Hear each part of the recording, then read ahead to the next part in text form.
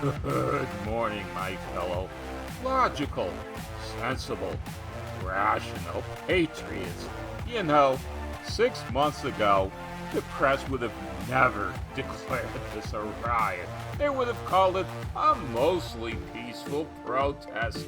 Now, in any number of legacy media outlets, those that bother reporting it at all correctly called it a riot. I went, though, to the horse's mouth. This is from the Oregonian Live. Portland police declare riot. Arrest 5 as marchers break windows on anniversary of George Floyd's murder. Now, the reason I went to the Oregonian Live was actually very simple. They give the most detailed picture of what this riot entailed. Some of the legacy media outlets show that dumpster burning in the far right corner is the only picture. I haven't seen any other legacy media outlet show the fireworks strewn. But there was much more, as this headline indicates. Let's go on a little bit with the story. Portland police on Tuesday declared a riot amid a destructive downtown demonstration held on the one-year anniversary of George Floyd's murder. Yes, indeed. A jury has had its say. Now, I disagree with the jury, and I think the jury should be invalidated if for no other reason than that one juror that lied to get on the jury, who was an actual BLM, well, if not a member, at least a supporter. About 200 people gathered Tuesday outside the Multnomah County Justice Center. Some in the crowd lit fireworks and a dumpster fire, tagged the Justice Center with graffiti, and broke windows at the nearby Portland City Hall. Some threw water bottles and fireworks directly at police officers. It's actually much worse than just a water bottle. You'll see that in just a moment. Police finally declared a riot at 10. Rioters later smashed windows at locations including a jewelry and precious metals business. I'm willing to bet they looted it. Starbucks shops. Naturally. Although it's kind of funny.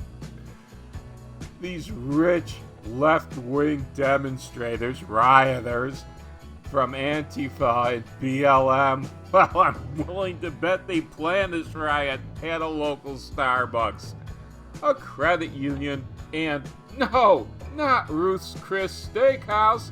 Portland police said they made 5 targeted arrests Tuesday evening. Portland police said they found frozen water bottles. You see, these rioters weren't just throwing water bottles, they wanted to inflict as much damage as possible. So they threw frozen water bottles, eggs, and metal spikes. That last bit, in fact all of it, from the throwing of firecrackers, the throwing of frozen water bottles, the throwing of eggs, the metal spikes, none of that you will find in any of the legacy media outlets. You've got to go to a local news source to find out how bad this riot really was. The fact that they did destruction on a number of buildings.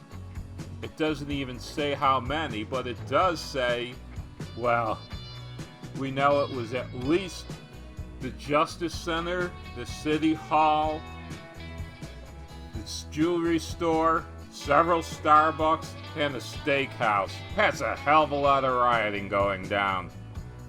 At least now, legacy media outlet is calling it out a little bit. They're downplaying it, but at least they're mentioning it. Oh, and since I'm on this subject of finally getting around to mentioning things, here's something that also has popped up in the last few days. Wuhan lab staff sought hospital care before COVID-19 outbreak, disclosed the Wall Street Journal. And they show a picture of some cops outside the Wuhan Institute of Virology. That's that class 4 lab that they think that this outbreak came from. Here's my own speculation as to what happened now.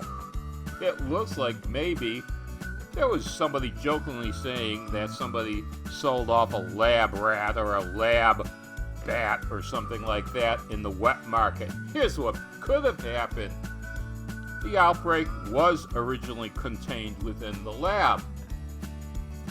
But when the lab staff got sick, they went to the local hospital for care, and from there, the virus exploded.